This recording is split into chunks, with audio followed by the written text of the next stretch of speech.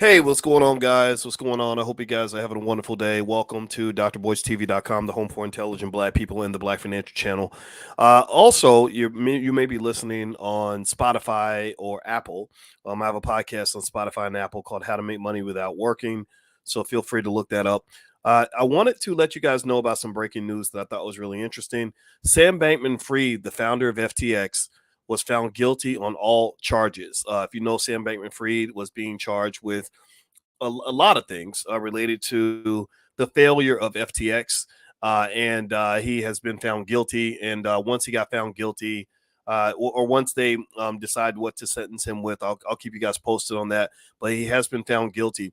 And I'm going to read some of this to you from Fox Business so you can kind of have the update on this. This is not surprising. Everybody expected him to eventually be found guilty, but now the guilty verdict is finally in.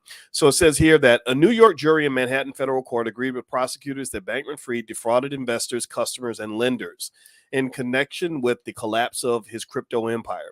Prosecutors accused Bankman-Fried, who founded and controlled both FTX and sister hedge fund Alameda Research, of misappropriating and embezzling billions of dollars in FTX customer accounts, scheming to mislead investors, and instructing other executives at his business to do the same.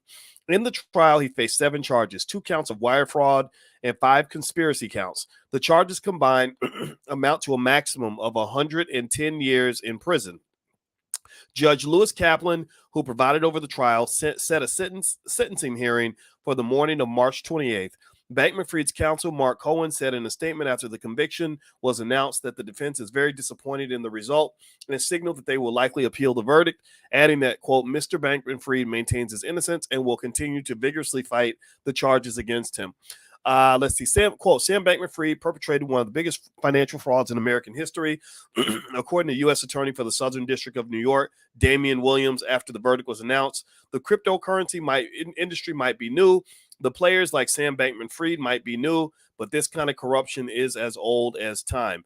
And so, in case you didn't know, in case you didn't follow up with what happened with the whole Sam Bankman-Fried situation, basically, it was a matter of him misuse. Pretty much the bulk of his case appeared to be related to him misusing the funds that were deposited by FTX investors who put the money on the exchange and did not know that their money was being used to back a lot of acquisitions and investments that were being made by Alameda Research, and those investments flopped. Eventually, the cryptocurrency that backed the exchange went down to almost nothing, and that's when you found out the emperor had no clothes, and it turned out that that the company did not have the liquidity to make good on customer deposits. So when the bank run on the bank took place, when customers showed up and got to get their money out, they did not have their money, which will get you in a lot of trouble.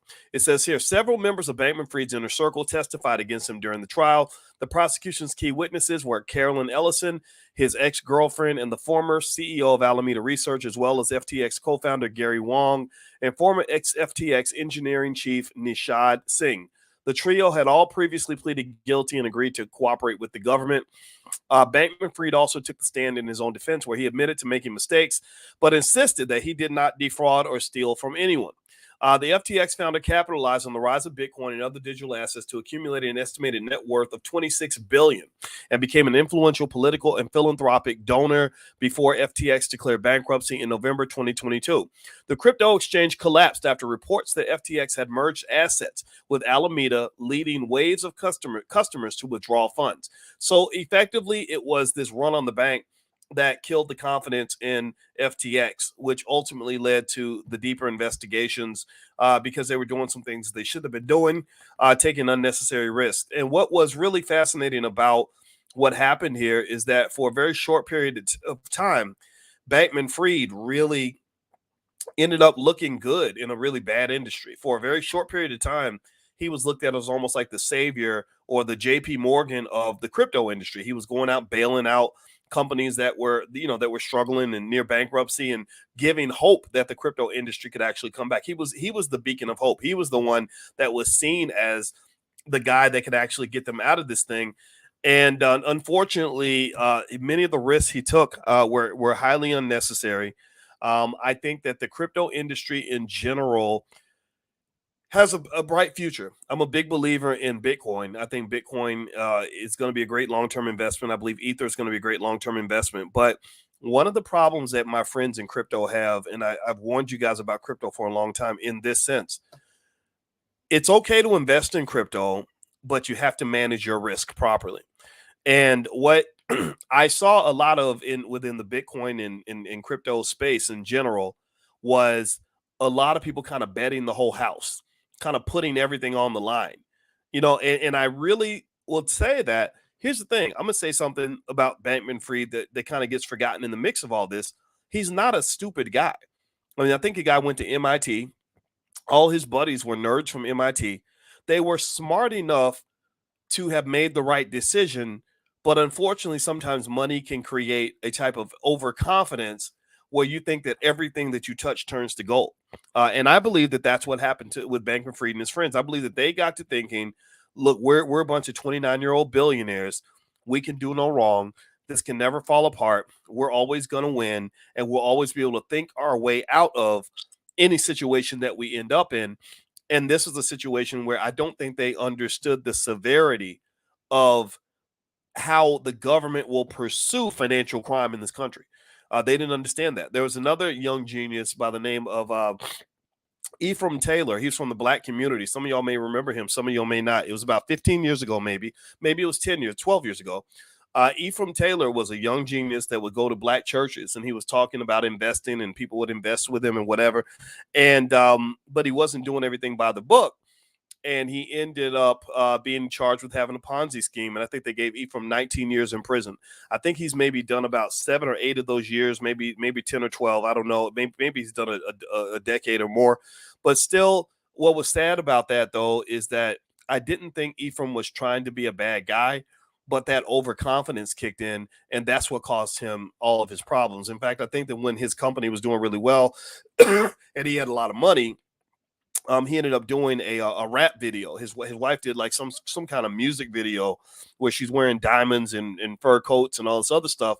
And I just feel like that's a little bit too much, right? That sort of, flashy, like nobody can ever take me down sort of mindset can get you in trouble when you're young and you have access to that much cash. And so I would say that maybe a lesson to learn from this is that if you ever find yourself in a position where you are responsible for the money of other people, you better dot every I and cross every T.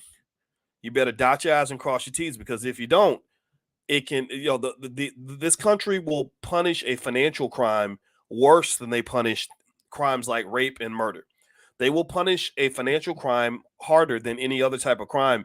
And so, in fact, just, through the years, I've had people say, Dr. Boyce, you should open a bank, or you should create a fund and collect everybody's money and invest on behalf of the community. I say, no, I don't want to do that, because I'm not interested in doing that until we're in a situation where we're sure that every I can be dotted, every T can be crossed. Because if you do that wrong, then you end up with significant problems and you draw the attention of federal regulators.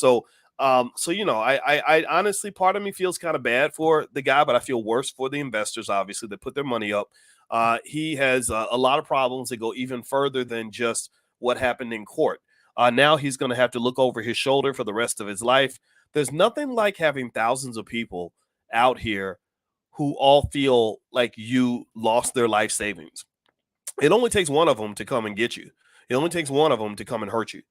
So the fact that he has thousands of people out here, and remember, crypto draws a lot of dark money, a lot of dirty money, a lot of drug dealer money, stuff like that. So if you remember, I don't know if you all remember this, but remember when the crypto market first went south, you started finding some of these crypto CEOs and crypto billionaires in the ocean. Like, they started finding their dead bodies.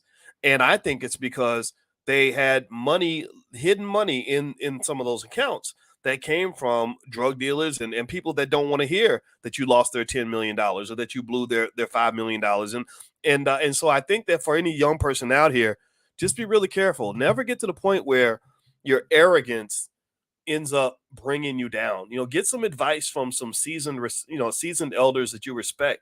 Learn some humility. And I'm going to tell you, that's one thing I hate about hip hop culture. Hip hop makes everybody so arrogant and flashy, and everybody wants to show off and flash their money on Instagram and all that. No, if you start dealing with big money like that, You got to get rid of that immature mentality and focus on preserving and protecting the resources that you've been the steward of, instead of trying to show off to your friends on Instagram. So anyway, with this thing with Sam Bankman-Fried, I'll keep you guys posted. I just wanted to share that with you guys real quick. And don't forget, if you want to get my podcast on Spotify, it's called How to Make Money Without Working. So if you search for How to Make Money Without Working on Spotify, you can find it there. Also, or just search my name as well. You'll find it that way too. Also, please hit that thumbs up button, thumbs up, share, subscribe. And my new book is called The 10 Commandments of Black Economic Power. So just go to drboycebooks.com if you'd like to get a copy. And I will see you guys soon. So take care. Have a good day. And God bless you. Peace.